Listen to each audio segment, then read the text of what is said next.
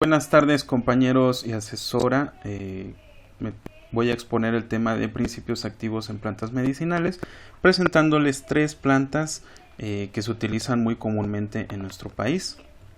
Mi nombre es Ismael Suárez Ventura, alumno de la materia de farmacia y herbolaria, a cargo de la asesora Ángel Gabriela Domínguez Pérez.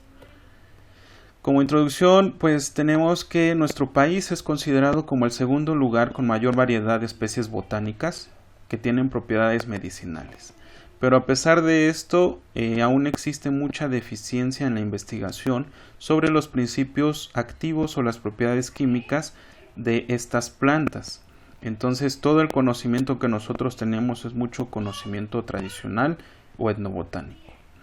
También debemos de saber que entendemos como principios activos aquellas sustancias que son sintetizadas por las plantas que son producto de su metabolismo secundario.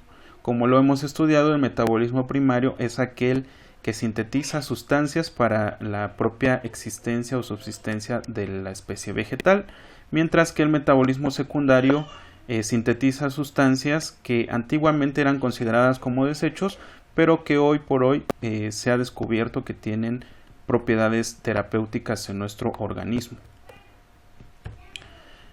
También debemos de enfatizar algunas definiciones importantes para entender mejor los aspectos que debemos describir en una especie vegetal. En este caso tenemos la planta medicinal, es considerada como las especies botánicas donde uno de sus órganos o más tienen propiedades medicinales o terapéuticas. La droga vegetal se entiende como la parte de esa planta que se utiliza con ese fin terapéutico, y el principio activo se entiende como las sustancias responsables de ejercer un efecto farmacológico y terapéutico en nuestro organismo. Dentro de los principios activos distinguimos muchos, los cuales pues han sido clasificados de muchas maneras dependiendo de las diversas investigaciones que se han realizado. Quiero enfatizar sobre los más importantes.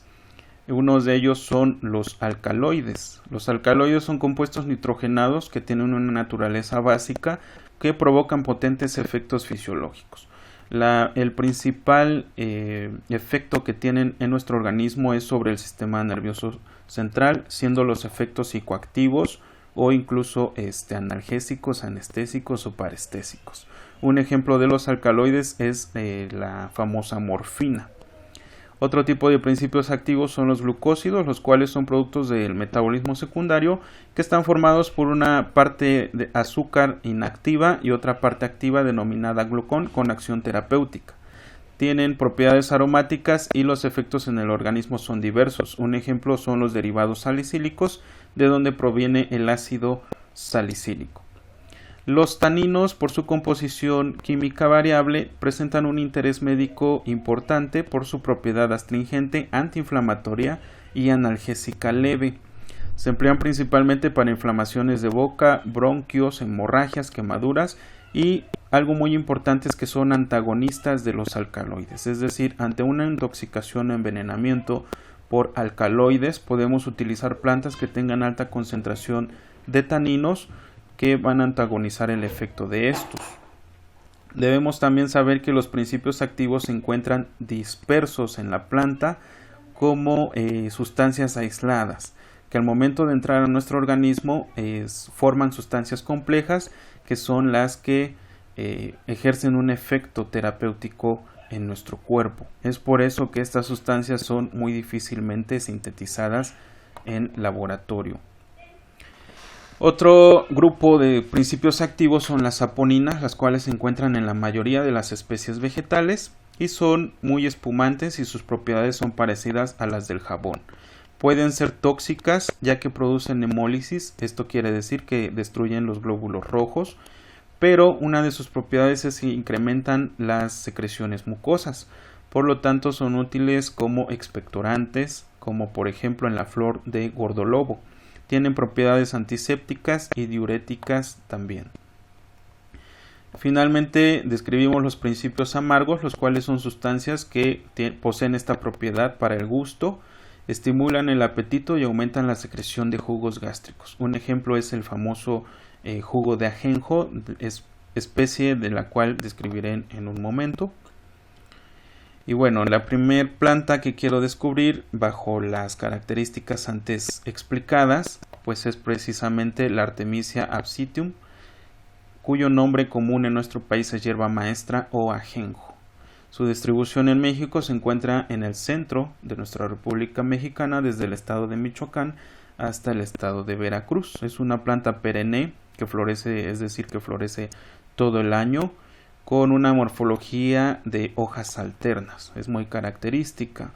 La droga vegetal o la parte a utilizar son las hojas. Se recolecta durante su floración de julio a septiembre y pues arrancan todos los tallos foliados y al mismo tiempo las hojas. Las aplicaciones que ha tenido pues se ha empleado en tratamientos internos para estimular el apetito, ya sea la sola infusión o mezclada con otras plantas, ya que favorece la secreción de jugos gástricos y de bilis. Es utilizada contra cólicos intestinales y contra parásitos. Los principios activos que determinan el uso de esta planta pues son el aceite esencial que tiene tuyona, un jugo amargo que es muy característico de esta planta, la abscetina, ácidos orgánicos y taninos. Como precauciones debemos de saber que el uso excesivo y con la mezcla de bebidas alcohólicas puede presentar una dependencia que se manifiesta físicamente como calambres, pérdida del conocimiento e incluso trastornos nerviosos irreversibles. Después quiero explicar la planta que es el hinojo, que es el nombre común, Phoeniculum vulgare. Su distribución en México pues se da en diversos estados de la República, desde el norte hasta el sur de nuestro país. Como características es una planta que puede crecer hasta 2 metros de alto. El tallo es brillante, finamente estriado, con franjas azules y tiene hojas que están divididas en segmentos y presenta flores amarillas. Toda la planta tiene un perfume aromático muy característico. Las partes a utilizar son las hojas, frutos y semillas. La recolección se da de julio a septiembre, donde se cortan a mano las umbelas maduras. Sus aplicaciones es un espasmolítico, es decir, que remite los dolores intestinales, es un analgésico y un carminativo, ya que favorece la expulsión de gases, favorece también la secreción láctea y es utilizada como antiséptico urinario y también se ha utilizado en la diabetes. Contiene hasta un 6% de aceite esencial cuyos principales componentes son el anelol y la fencona, así como albríminas, azúcares y mucílago. Como precauciones debemos de saber que las semillas son muy tóxicas, por lo cual debe evitarse en tiempos prolongados, y también que es un estimulante uterino, por lo cual debe evitarse en el embarazo, ya que podría provocar abortos. La última especie que quiero describir es la Ruta graveolens, también conocida como ruda. Se distribuye desde el centro hasta el sur de nuestro país y es una planta perenne también de color verde azulado que crece de 50 a 90 centímetros de altura, también con una floración amarilla y con un aroma muy fuerte. La droga vegetal que se utiliza es la rama, las cuales se recolectan cuando son ramas jóvenes y que tienen la propiedad de que retoñan muy rápido. Como aplicaciones tienen un efecto hipotensor, ya que fortifican los capilares y reducen la permeabilidad vascular. Sirven también como antiespasmódicos, calmante y cardioreguladores y reducen los dolores de cabeza, por lo tanto tiene un efecto analgésico. Estimula también la digestión y la secreción biliar. Los principios activos responsables de estos efectos es el aceite esencial, que se considera venenoso, muy tóxico, que está compuesto de taninos, antisépticos vegetales y principios amargos y un glucósido llamada la rutina. Como precauciones debemos de saber que al tratarse de una planta venenosa se debe tener cuidado al ingerir grandes dosis, sobre todo en el embarazo.